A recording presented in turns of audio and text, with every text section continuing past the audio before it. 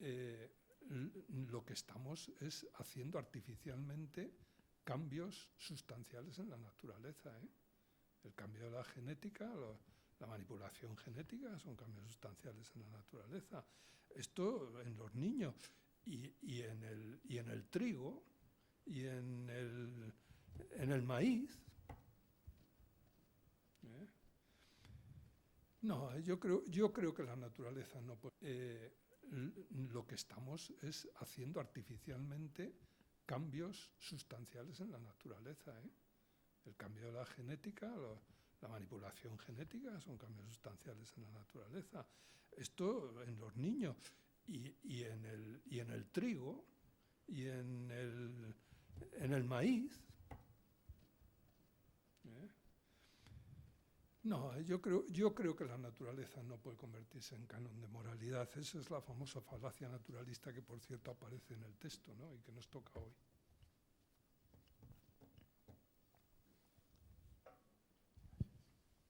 Sí, por extensión un poco de lo que estaba comentando sobre la cultura, cómo la cultura es capaz de suplir o completar la naturaleza, a mí lo que me inquieta es si realmente la experiencia moral surge en el individuo o surge en la sociedad.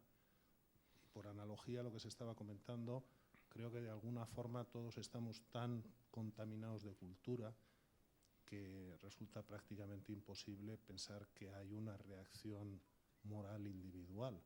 A lo mejor el individuo es la materialización de la decisión, pero la decisión en última instancia podría ser moral y hoy en día es prácticamente imposible el encontrar un individuo que es capaz de generar de forma original. O sea, el Picasso que en un momento dado pinta un cuadro de Picasso, pues prácticamente si no lo hubiese pintado él, habría habido otro pintor que hubiese hecho algo análogo. Cada día más nos encontramos el cuadro no lo hubiera pintado igual. Bueno, no igual, pero equivalente en sus valoraciones. Cada día nos encontramos más en la ciencia con esto de distintos investigadores que están publicando los mismos resultados en paralelo y se pisan unos a otros, ¿no? Y esto es condicionamiento cultural en donde que el individuo piense que está siendo de alguna forma la fuente original. Veía ayer un programa en televisión de neurología donde se estaba haciendo experimentación con individuos y cómo se les inducía a tomar decisiones de formas que a mí me sorprendieron, porque eran unas formas como muy distantes de la decisión que estaba tomando el individuo. Había un ejemplo que me llamó la atención y es que aparecía en el programa: piense usted en las últimas tres cifras de su carnet de identidad. Y efectivamente yo pensé en las últimas tres cifras. A continuación daban a elegir una serie de números y la gente pues era inducida a elegir el número que tenía tres cifras frente a otros que tenían otras cifras. Esto, por lo visto, es sistemático. No, esto me inquieta, ¿no? Esto está muy analizado. Esto es el tema de la neuroética, ¿eh? Y esto sería un curso, ¿eh? O sea, esto es complicado. Pero, por ejemplo, en Valencia ha habido un congreso hace mes y medio, 2 meses, sobre este tema, porque a partir de unas nuevas técnicas, que hay que decir que son bastante burdas, en neurofisiología, como son la resonancia funcional magnética del cerebro, el PET, ciertos electroencefalogramas unidos a programas de ordenador, en fin, varias técnicas, ¿no? Pues empieza a poderse hacer una cosa que nunca ha sido posible.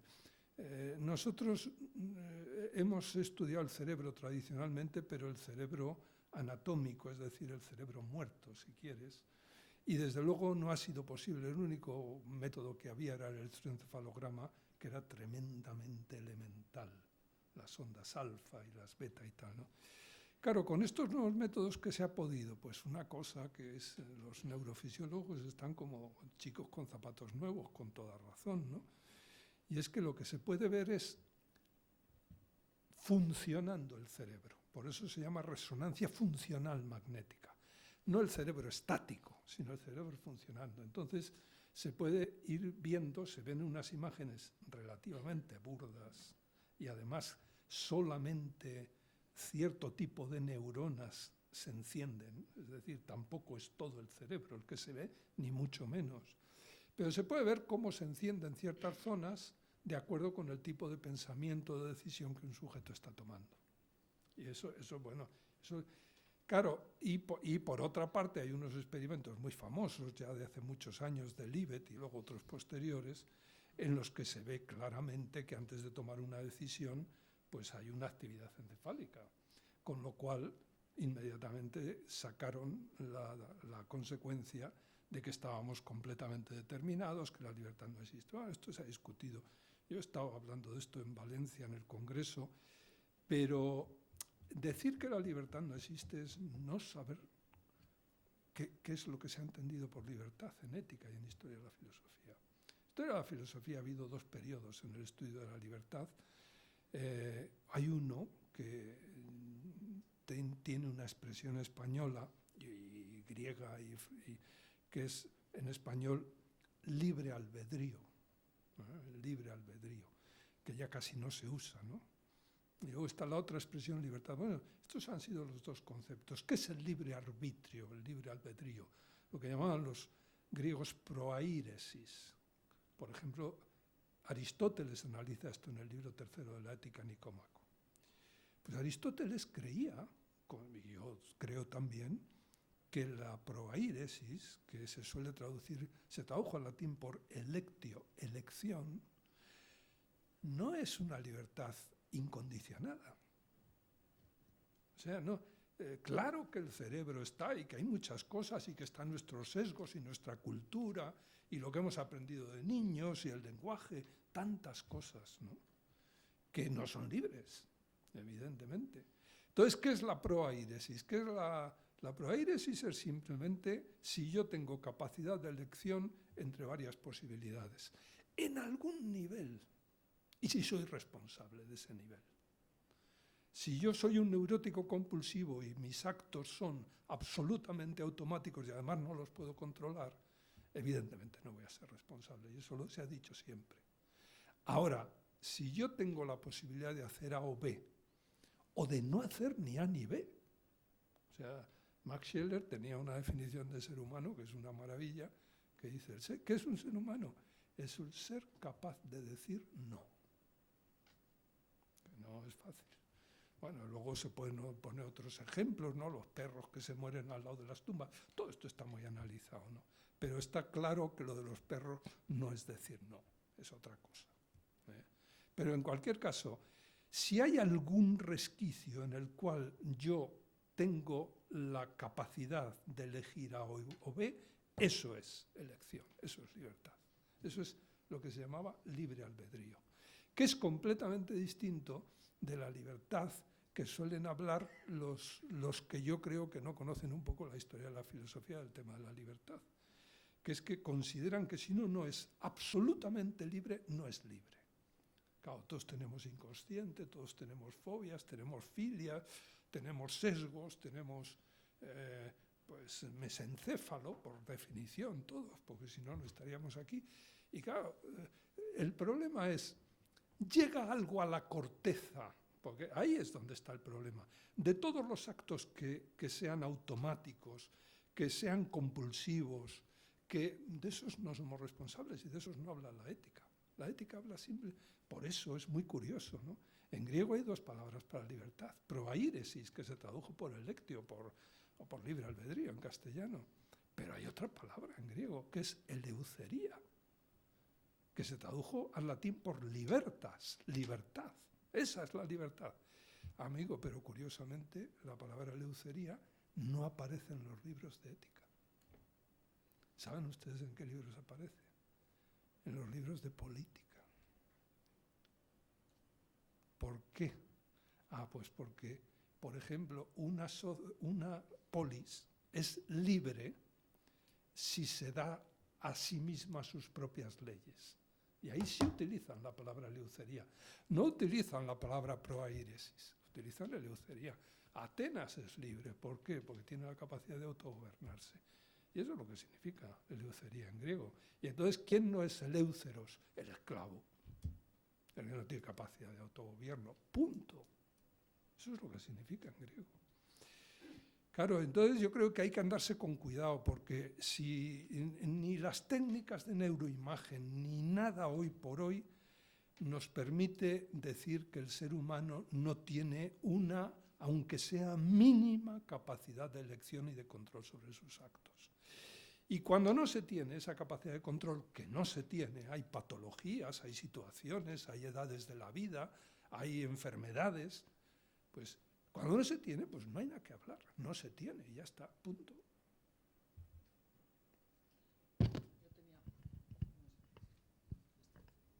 Sí, yo continuando un poco con lo que ha dicho Teo, de si es una reacción moral individual o colectiva, y partiendo un poco de que me ha gustado mucho tu diferenciación entre lo que es la ética y lo que es el derecho y lo que son los derechos humanos, yo te quería preguntar, ¿tú crees que si sigue el mundo así, si seguimos el comportamiento humano tal y como lo estamos viendo últimamente, recientemente, y que puede ir a más, en unos años, ¿crees que habrá ética no normatizada?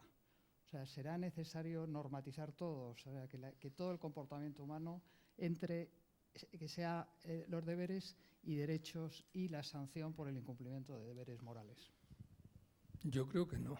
Y además estoy convencido que esa sociedad no funcionará.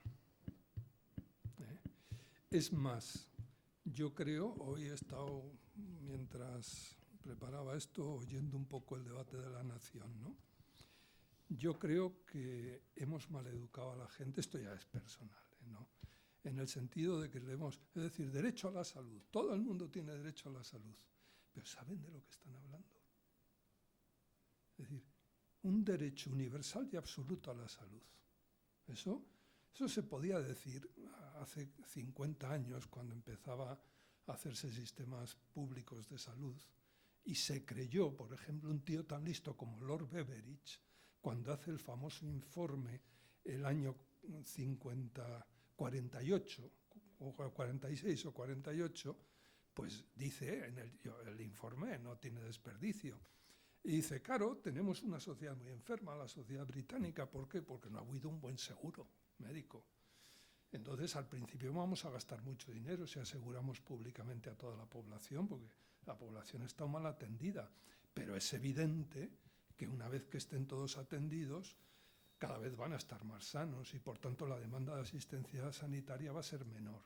Y entonces, en el informe de Beveridge hay un plano, una estimación de gasto a la altura de 1945 y hace una previsión de gasto a 1955 y a 1965, a 10 y 20 años vista.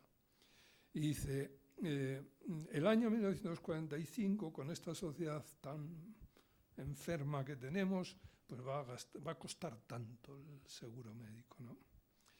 Dice, el año 55, ¿qué va a costar? Dice, hombre, se devaluará la libra a lo largo de estos 10 años, pero evidentemente la demanda sanitaria será infinitamente menor. Eso sí, tendremos que seguir manteniendo abiertos los hospitales y a los profesionales en guardia, porque puede haber cualquier cosa y tal. Es decir, el sistema va a costar. Dice, yo creo que con devaluación de la libra y tal y cual, lo que se va a gastar al año 55 es lo mismo que el año 45, es decir, mucho menos, porque la devaluación en 10 años es importante, ¿no? Y al año 65 pone la misma cantidad. Porque, claro, dentro de poco es lo que le pasó también, lo que pasó con los economistas, es que dentro de poco los economistas ya no servirán o no harán falta. Pues con los médicos la previsión era muy parecida, ¿no? Claro, ¿qué sucedió con el Sistema Nacional de Salud británico, el National Health Service? Pues que el año 55 gastó infinitamente más de lo que Lord Beveridge pudo pensar. Y el año 65, no digamos, las cifras están, yo ahora no las recuerdo, pero tal. ¿Dónde está el error? Claro, es que esto de considerar la salud como una cosa concreta es no saber lo que es la salud. Y yo creo que cuando se habla de derecho a la salud, no se sabe lo que es la salud. Hoy lo he oído en el Parlamento y creo que estos señores no saben lo que es la salud. La salud no es algo concreto. La salud es un valor, no es un hecho, es un valor. Yo no tengo la idea de salud que tenía mi abuela. Cuando mi abuela no dormía, pues se aguantaba. Y cuando le dolía, también se aguantaba. Y hoy no. Y tampoco tengo la misma idea de salud que hace 10 años yo mismo. mis hijos no digamos. Y entonces el problema es que cuando decimos derecho a la salud, ¿qué estamos diciendo? Porque esto puede ser un pozo sin fondo, ¿eh? Es decir, yo puedo dedicar a cuidar mi salud las 24 horas del día y, por supuesto, todo el dinero que tenga. De hecho, hay economistas que dicen que, claro, la salud es un bien de consumo, yo puedo consumir salud. No es un bien de producción. En la teoría económica clásica, se consideraba la salud como bien de producción, pero en el siglo XX la salud se ha gestionado como bien de consumo. Claro, bienes de consumo, los bienes de consumo más claros son los alimentos. Pero yo no puedo estar todo el día comiendo porque me pongo muy malo y me muero. Y tampoco puedo estar todo el día sin comer porque también me pongo muy malo. Es decir, la franja de distensión de los alimentos es relativamente estrecha. Pero hay algunos bienes de consumo que no tienen límite. Y los economistas dicen que hay dos: las armas y la salud, o el cuidado del cuerpo, si ustedes quieren. Eso le puedes echar todo el tiempo que quieras y todo el dinero que quieras. ¿Qué quiero decir con esto? Yo creo que con solo derechos humanos no vamos a arreglar la cosa. La teoría de los derechos humanos, en primer lugar, ¿qué es un derecho humano? ¿Qué significa derecho a la vida? Que no puede haber legítima defensa, que no puede haber aborto, que no puede haber eutanasia, que no puede haber pena de muerte. Yo he estado 8 años en la UNESCO. Y cuando hacíamos una frase que se entendía, inmediatamente llegaba un señor de la UNESCO y decía: esa frase hay que cambiarla, porque no la van a firmar todos los países. Y si la firmaban todos los países es porque se podía interpretar de diferentes maneras, que parece lógico, por otra parte, que un organismo internacional... Y entonces, en los derechos humanos hay mucha retórica, ¿eh? Y yo la he vivido en parte. Y entonces, ¿qué significa? ¿Qué significa que todo ser humano está dotado de dignidad?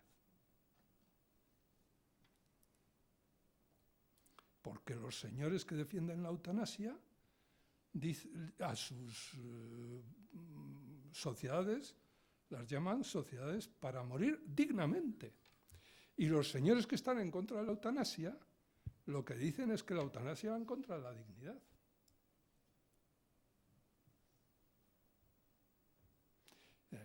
Hay que andarse con cuidado. Todas las declaraciones de derechos humanos colocan la dignidad al principio. Y todo el mundo considera que eso de la dignidad está claro. Hasta Kant, la palabra dignidad no significó lo que creemos que significa. En latín, dignitas no significa dignidad. Significa estrato social. A ser posible, alto. De tal manera que todavía en castellano queda la expresión dignatarios eclesiásticos, las dignidades. Eso significaba dignidad. El primero que generaliza la idea de dignidad como una propiedad ontológica de los seres humanos es Kant, en la época de la Revolución Francesa, es decir, hace 2 siglos. Y entonces, ¿qué significa dignidad? Yo, con contenido concreto, creo que solo significa una cosa, esto lo he escrito y se lo puedo enviar, y es que no puede haber esclavos, nada más. Todo lo demás.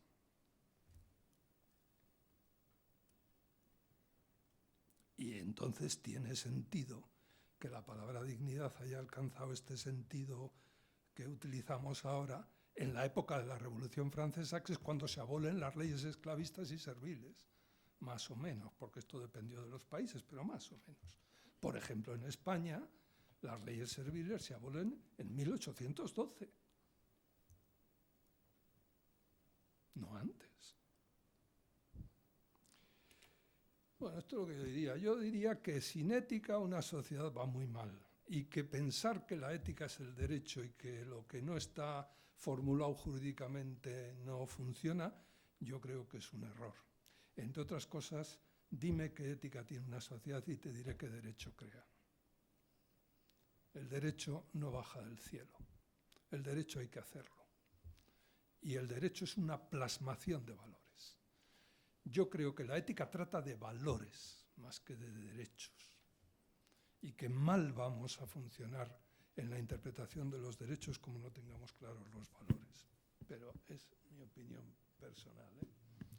Yo creo que hay un hartazgo de derecho, es decir, de que el derecho nos lo va a resolver todo. Y el derecho está para resolver conflictos cuando no hay otro modo de resolverlos. Y para sancionar conductas irregulares, claro. Claro, por eso. Pero claro, es que si no, es que además, si pensamos que lo va a arreglar todo el derecho, pues los pobres jueces, yo qué sé, los vamos a hundir. Ya están hundidos, pero los vamos a hundir más. Porque claro, yo creo que una sociedad, pobre sociedad, la que solo funcione así, sí es verdad que ética y derecho son los sistemas normativos que tiene toda sociedad y que se necesitan una a la otra. Yo no estoy intentando quitar espacio al derecho, ni mucho menos, pero creo que el derecho, y cosa que no es frecuente, tiene que tener en cuenta que el derecho no es el único sistema normativo de una sociedad y que como funcione él solo, la sociedad no va a funcionar. No solo no es el único sistema, ni es el primero. Es un sistema derivado clarísimamente de otros. ¿Más cosas o comenzamos ya? Porque... No, Venga. Yo iba a decir algo, pero se ha pasado ya de moda. Quiero decir que era en el momento, no sé si esto está funcionando, en el momento en que estabas hablando de la sanidad, que es verdad que derecho a la sanidad, ¿qué quiere decir? Evidentemente, si dejas una cosa libre y con lo neuróticos que estamos, evidentemente las necesidades aumentan y acabas yendo al médico porque tienes una uña encarnada. Quiero decir eso, pero ya forma parte de la neurosis que tiene esta sociedad. O sea que ha aumentado ese dinero que se gasta la sociedad en sanidad debido a esa forma de cultura o de educación que tenemos ahora, ¿no? Que es bastante... Claro, fíjense, bastante derecho a la salud. ¿Quién fue el primero que utilizó esa expresión? Pues el primero fue un filósofo llamado John Locke, en el siglo XVII, al comienzo del segundo tratado del gobierno civil. ¿Y qué quiere decir Locke con derecho a la salud?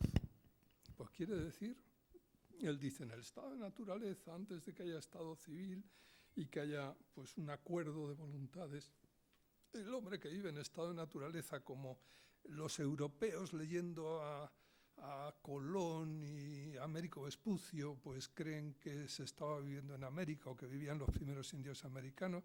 Estado de naturaleza es un estado en que no hay estado, que cada uno vive como quiere y tal.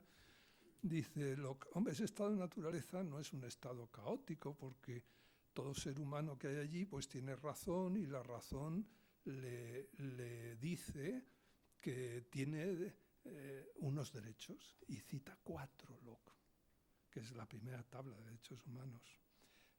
Dice, tiene derecho a la vida, salud, libertad y posesiones, dice Locke. Claro, el segundo es el derecho a la salud. ¿Qué significa derecho a la vida? Evidentemente no significa que todos tengamos derecho a vivir. Yo cuando esté muy malo no puedo ir al juez o al Tribunal Constitucional en recurso de amparo y decirle que estoy malo. Derecho a la vida no significa eso. Derecho a la vida en Locke significa, todos hay que ponerlos en forma negativa, a que no me quiten los demás la vida, si la tengo. El derecho a la salud significa exactamente lo mismo, a que no atenten contra mi integridad física. Por eso después ha sido muy frecuente traducir eso en derecho a la integridad física, que es mucho más modesto que el derecho a la salud. Cuando se habla de derecho a la salud no se sabe muy bien de qué se está hablando. Hoy, por derecho a la salud, el derecho a la salud se suele entender de un modo no negativo, como lo interpretó Locke, sino de modo positivo. Pero de modo positivo nunca significó eso ¿hasta cuándo? Pues hasta las revoluciones sociales posteriores a 1848, que poco a poco, en España después de la Guerra Civil, acabaron dando lugar a un derecho que ya no se llama derecho a la salud, sino derecho a la asistencia sanitaria, que es otra cosa. y que generalmente la gente confunde con el derecho a la salud. Bien entendido que el derecho a la asistencia sanitaria dentro de los derechos humanos es un derecho de categoría distinta. Unos son los derechos negativos o personalísimos o de primera generación, y el derecho a la asistencia sanitaria es un derecho positivo de segunda generación, derecho social, económico, social y cultural, no es civil y político, sino... Y esos son derechos que solamente obligan, los tiene que promover el Estado, primera cosa. Y segundo, al Estado le obligan en tanto en cuanto marquen las normas positivas. No son derechos absolutos. Bueno, pues esto nadie lo sabe, ni lo quiere saber. Y entonces hablamos de derecho a la salud y no sabemos de qué estamos hablando. De hecho, si hiciéramos una encuesta por ahí, ¿usted cree que tiene derecho a la salud? Todo el mundo diría que sí, obviamente. ¿Qué significa derecho a la salud? Veríamos las respuestas. A ver qué significa derecho a la salud. ¿Y a qué cree la gente que tiene derecho cuando dice que tiene derecho a la salud? Esta es la confusión en la que nos movemos, que es absolutamente total. ¿Qué quiero decir con esto? Pues que yo creo que hemos conseguido infundir en la población la idea de que tiene más derechos de los que tiene. Sí. Cree que tiene más derecho a la salud del derecho que tiene a la salud, de acuerdo con la normativa positiva, de acuerdo con las leyes. Pero no de los que deberían tener. Hombre, claro, es que el derecho a la salud, si no está ahí, no está, ¿eh?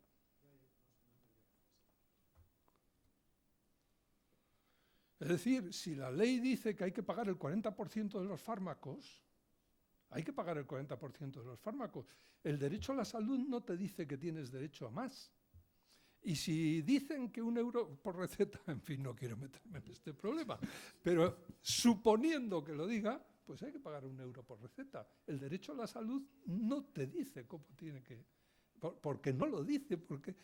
Cuidado, el derecho a la asistencia sanitaria, que es lo que hoy mucha gente entiende por derecho a la salud, y que no fue el derecho a la salud en sus orígenes, ¿eh? ¿De acuerdo? Bueno, pues paso porque me estoy comiendo la clase y ahora el que empiezo a tener remordimiento de conciencia soy yo. Bueno, vamos a ver, ¿qué vamos a hacer ahora? Bueno, pues ahora vamos a ver lo que da de sí, porque hemos dicho que íbamos a empezar de cero, esto parece muy difícil, lo es, probablemente es imposible, en el sentido en que ya lo he ido adelantando, ¿no? Pero vamos a hacer el esfuerzo, a ver qué da de sí. Y si no da de sí, pues no da de sí, pero vamos a hacerlo, ¿eh? Y entonces, ¿qué vamos a hacer? Pues en vez de ir a los libros, en vez de leer lo que dice Aristóteles en la Ética Nicómaco, o Kant en la fundamentación de la metafísica de las costumbres, o Spinoza en su Ética, o quien sea, vamos a ir a nosotros mismos, ¿eh? ¿Para qué? Pues para ver si identificamos el origen de todo esto. Bien entendido que este origen lo estamos buscando ahora, después de que tenemos muchos años. La ética no ha comenzado en nosotros así. Es decir, hay un origen genético de la ética y hay un origen que podemos llamar formal, que es el que estamos buscando. El origen genético de la ética ya lo conocemos. Es decir, leas el libro de Piaget o el libro de Colbert sobre la evolución del razonamiento moral en el niño, y en los muchos autores posteriores, y bueno, ese es el origen. Todos comenzamos pues asumiendo como bueno lo que nuestra madre nos decía que es bueno, lo que el padre o la tradición o la iglesia o el derecho o la televisión o el maestro, quien sea, o todos. Pero la tesis que mantienen todos esos libros que estudian la evolución moral del niño y del adolescente es que llega un momento en la vida del adolescente donde uno se para y dice, bueno, ¿y todo esto por qué es así? Y yo, es decir, ¿qué tengo que hacer? ¿Simple seguidismo? ¿O hay que plantarse y ver hasta qué punto debo asumir esto o no debo asumir esto? Esto tiene que ver con una fase que los psicólogos conocen muy bien, que es la que se llama fase de protesta juvenil. Yo creía que mi padre era un dios,